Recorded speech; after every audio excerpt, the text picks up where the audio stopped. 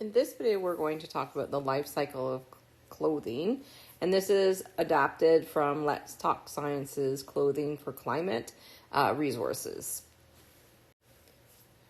So the first step in the life cycle of clothing is to get the raw materials. So if it were natural materials, we would harvest them from plants or from the animal that is providing them. Synthetic materials would be extracted from oil. Step 2, you would need to make the yarn. So the fibers, whether they're synthetic or natural, would need to be spun into yarn. And this is done by twisting the fibers together. Step 3, you would need to make the cloth. And cloth can either be woven or knit. Weaving will make what appears to be little squares, so you're interlaying or interweaving threads or fibers across one another, so they make little squares, whereas knitting would make little V's or shapes like so.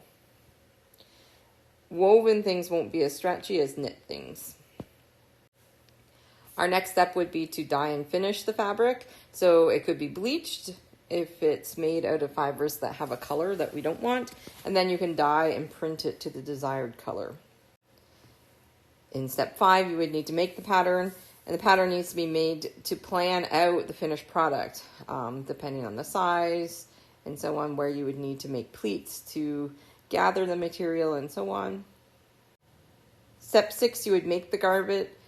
You have to cut the fabric, you sew the pieces together, and then the finishing touches are added. So whether that be a zipper, buttons, trim, etc., a collar of a different pattern or material. So for this, we still haven't gotten to sending the garment anywhere. So that will come up in the next steps. Step 7, you would need to transport the garment to its destination. So because many garments are made in distant countries because they're cheaper to make there, this will use a lot of energy because they have to be shipped from one place to another. In fact, sometimes there's a lot of shipment in the steps leading up to this as well. Shipping the raw materials, and then shipping the yarn, and then shipping the fabric, and so on. Step 8 is the process of storing the garments. So before being purchased or even arriving in stores, many garments have to be stored in warehouses until they're ready to be delivered to the stores or to the homes. Step 9, we're selling the garment. We finally reach the step where the consumer purchases the item. And that, again, we're just about to send the garments to the home. So now step 10 is using the garment. And that's the wearing, the washing, the drying, and the keeping of the garments until you're ready to get rid of them. With fast fashion, the problem is the use of the garment is very short-lived. So it will go out of style really quickly or wear out quickly because it's not made to last. So this lifespan might be very short. Step 11, disposing of the garment when you're finished. And the question is, where does it go from there? Do we recycle it? Does it go to a landfill? Do you donate it? Do you sell it to someone else? Landfills. If clothing ends up in the landfill, it'll end up there. The natural fibers will break down eventually, but synthetic fibers won't.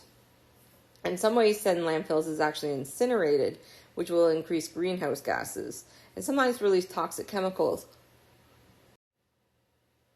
So this image is from Let's Talk Science, and it shows the full life cycle of a garment. You start here with the raw materials, and then you can see that it's being shipped. Then you make the yarn, you ship it again, you make the fabric, and you can see all along the way there's shipping and transporting and so on, and eventually this is what we don't want to see, it ending up in a landfill and being burned. So your task is to now go to the life cycle of clothing under the Let's Talk Science Clothing for Climate section and compare two things. So one, the life cycle of a cotton t-shirt and the life cycle of a polyester t-shirt. And your job is to list the pros and cons of each one. So while the cotton t-shirt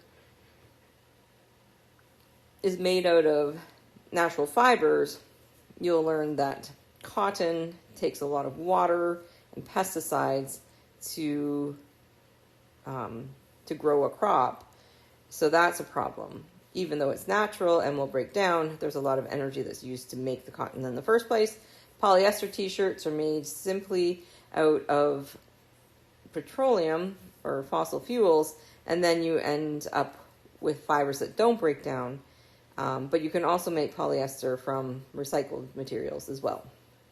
So take a look at the two, see which one you would recommend, weigh both the pros and cons, and make your final decision. Another task for you to do is the knowledge check. So again, go to the life cycle of clothing under Let's Talk Science and complete the knowledge check for the clothing life cycles.